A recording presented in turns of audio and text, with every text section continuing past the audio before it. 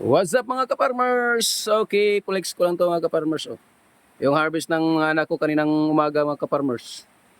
Ang nakuha natin ng mga ka-farmers na video at picture si Kureber na nag-harvest ng alugbati. Kasi nung nag-harvest sila sa dito, doon din tayo naka-live sa ating trabaho doon sa Talungan. Kaya hindi tayo nakakuha ng clip or video dito sa Siling Panigang. Ayan mga ka-farmers, kahit konti lang, at least meron.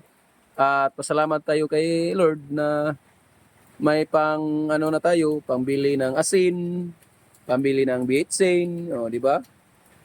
Yan lang mga ka-farmers, kapag magsipag-sipag lang ng kaunti, magtanim ng ano-ano sa gilid-gilid ng ating sakahan, may ma-harvest tayo.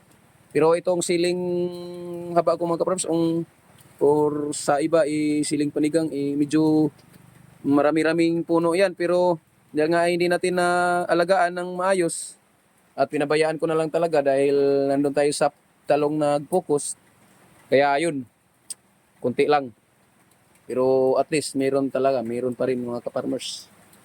Ayan, that's it lang mga ka-farmers. Thank you so much, thank you for watching, I love you all.